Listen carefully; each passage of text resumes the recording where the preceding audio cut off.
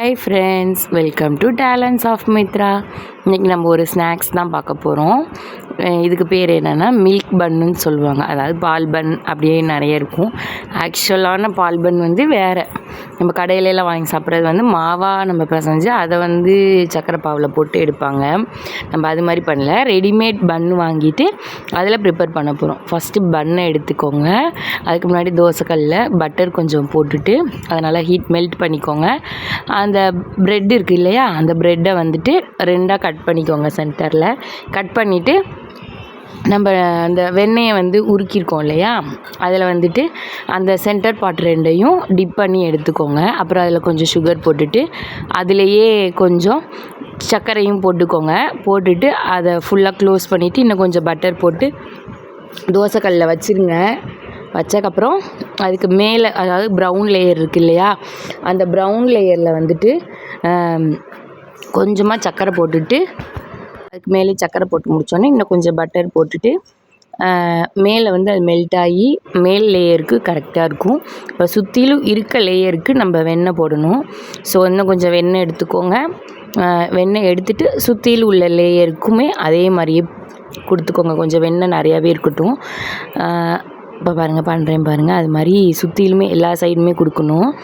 எல்லா சைடும் கொஞ்சம் கொஞ்சமாக அப்படியே அப்ளை பண்ணி விட்டு மெல்ட் ஆனால் அது எல்லா சைடும் லேயராக ஒரு ஃபார்ம் ஆகி நல்ல ஒரு ரோஸ்ட் ஆகி வரும். வந்ததுக்கப்புறமா அதில் வந்துட்டு நம்ம மில்க் ஆட் பண்ண போகிறோம். மில்க் ஆட் பண்ணோடனே தான் அது ரொம்ப சாஃப்ட் டெக்ஸ்சராக வரும். இப்போ வந்துட்டு இந்த ஒரு ஃப்ளேவர் வந்து செமையாக இருக்கும். ஃப்ளேவர் வீடு ஃபுல்லாக நல்ல வாசமாக இருக்கும். சின்ன பிள்ளைங்களுக்குலாம் நல்லா பிடிக்கும். எங்கள் வீட்டு குழந்தைங்களும் இது ரொம்ப நல்லா இருக்குன்னு சொன்னாங்க. கண்டிப்பாக ஒரு நாள் ட்ரை பண்ணுங்கள். இப்போ பாருங்கள், நல்லா பாயில் பண்ணி அந்த மெல்ட் ஆகி வந்துடுச்சா.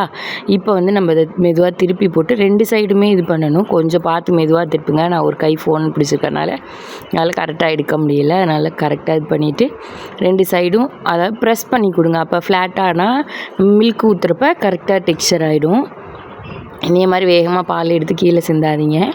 பொறுமையாக எடுத்துகிட்டு தோசைக்கல்லில் வந்துட்டு ஊற்றிடலாம். இப்போ பாருங்கள், இதே மாதிரி பண்ணுங்கள். அப்போ தான் வந்து அந்த லேயர் ஃபுல்லாக வந்து மில்கில் டிப் ஆகி நல்ல ஒரு கோட்டிங் ஆகி சாஃப்டாக நம்மளுக்கு கிடைக்கும் மில்க் பன் வந்துட்டு. இது வந்து நல்ல பிள்ளைங்களுக்கு வந்து விரும்பி சாப்பிடுவாங்க. ரொம்ப ஸ்வீட்டாக தான் இருக்கும். கொஞ்சம் உங்களுக்கு சுகர் மட்டும் எந்த அளவுக்கு வேணுமோ அந்த அளவுக்கு போட்டுக்கோங்க. நான் போட்டு கரெக்டாக இருந்துச்சு. இனிப்பாகவும் இல்லை, கொஞ்சம் இனிப்பு இல்லாமலும் இல்லை, கரெக்டான சுகர் லெவலில் இருக்குது. நல்லாயிருக்கு. நல்ல ரெண்டு சைடுமே கோட் ஆகிற மாதிரி திருப்பி விட்டுக்கலாம். அந்த சுற்றிலும் வந்துட்டு மில்க் இருக்குது இல்லையா, அதை வந்து நம்ம எடுத்து விடணும். இல்லைன்னா ஒரே இடத்துலையே வந்துட்டு பால்கோவா மாதிரி பிடிச்சிக்கும். நம்ம பாருங்கள், எக்ஸ்ட்ரா இருக்க எல்லாமே எடுத்து அந்த இது மேலேயே ஊற்றிட்டே இருந்தோம்னா ஒரு 2-3 தடவை போட்டுட்டு ஒரு 5 நிமிஷம் அப்படியே விட்டிங்கனாவே அது கொதித்து பாயில் ஆகி வரும். பாருங்கள், அந்த மில்க் தெரியுதா உங்களுக்கு? அந்த மாதிரி வந்தோடனே நீங்கள் அங்கிட்டு இங்கிட்டு திருப்பிகிட்டே இருக்கப்போ கரெக்டாக அது மெல்ட் ஆகி கரெக்டாக வந்துடும். உங்களுக்கு ஒரு டெக்ஸ்சர் வந்துடும். அப்படியே பாயில் பண்ணிக்கிட்டே இருக்கட்டும். நம்ம அந்த மில்க் மட்டும் எடுத்து விடணும். அப்போ தான் அந்த தோசைக்கல்லில் வந்து வரன்னு பிடிக்காமல் இருக்கும். நம்மளுக்கு அந்த பபிள்ஸ் ஃபார்மேஷன் தான் இருக்கும். மில்க் வந்து கம்மியாகிருக்கும். நீங்கள் அதை குறைக்கிறப்ப நீங்கள் அதை திருப்பி போட்டுட்டு இது பண்ணுறப்ப தான் உங்களுக்கு அதோடய லெவல் என்னான்னு தெரியும். கரெக்டாக இது பண்ணிக்கோங்க. ரொம்ப ட்ரை பண்ண விட வேண்டாம். அந்த லேயர் அந்த சுற்றியில் இருக்குல்ல, அதை எடுத்து விட்டுக்கிட்டே வந்தீங்கன்னா லாஸ்ட்டாக கொஞ்சம் ட்ரை ஆகி பால்கோவா மாதிரி வரும். அது நம்ம கரண்டி இருக்குது இல்லையா, அதுலேயே வந்துட்டு இருக்கும். அதை எடுத்து கொடுங்க. அது ரொம்ப நல்லாயிருக்கும் டேஸ்ட்டு.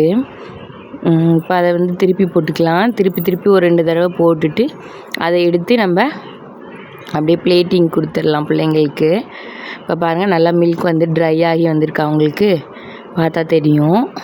ஒரு சைடு மட்டும் தான் கொஞ்சமாக இதாக இருக்குது. நீங்கள் எடுத்திங்கன்னா கரெக்டாக இருக்கும். அவ்வளோதான். இந்த ஒரு லேயர் அப்படியே ஒரு சுற்றிட்டு அந்த மீதி இருக்கிறதெல்லாம் எடுத்து அந்த மேலேயே க்ரீம் மாதிரி இருக்கும், அதை எடுத்து அந்த ப்ரெட் மேலேயே ஸ்ப்ரெட் பண்ணிக்கோங்க. ப்ரெட் மேலே ஸ்ப்ரெட் பண்ணிவிட்டு அந்த லாஸ்ட்டாக டெக்ஸ்சர் வரும் பாருங்கள், அப்படியே பால்கோவா மாதிரியே இருக்கும் அந்த இது. அதுதான் மெயின் டிஷ்ஷே. இதில் மெயினாக சூப்பர் டேஸ்ட்டு வந்து அதுதான் கொடுக்கும். இப்போ அப்படியே எடுத்து பிளேட்டில் வச்சுக்கலாம். வாங்க, பிளேட்டில் வச்சுட்டு பிள்ளைங்களுக்கு கொடுத்துக்கலாம். ஈவினிங்கில் ஒரு நல்ல ஸ்நாக் இது. பிள்ளைங்க எல்லாருக்குமே பிடிக்கும். கண்டிப்பாக ட்ரை பண்ணுங்கள். ட்ரை பண்ணி பார்த்துட்டு எப்படி வந்துச்சுன்னு சொல்லி கமெண்ட்டில் சொல்லுங்கள். லைக் பண்ணுங்கள், ஷேர் பண்ணுங்கள், மறக்காமல் சப்ஸ்கிரைப் பண்ணுங்கள். உங்கள் ஃப்ரெண்ட்ஸ் அண்ட் ரிலேட்டிவ்ஸ் எல்லாருக்கும் ஷேர் பண்ணுங்கள். அவங்களும் ட்ரை பண்ணி பார்க்கட்டும். இப்போ நான் எடுத்து அந்த ப்ரெட்டில் வந்து போடுறேன் பாருங்கள். இதுதான் வந்துட்டு நல்ல ஒரு பால்கோவா மாதிரியே இருக்கும். நீங்கள் ட்ரை பண்ணி பார்த்துட்டு எப்படி இருந்துச்சுன்னு சொல்லுங்கள். உங்கள் குழந்தைங்களுக்கு பிடிச்சிருக்கான்னு சொல்லி கமெண்ட்டில் சொல்லுங்கள்.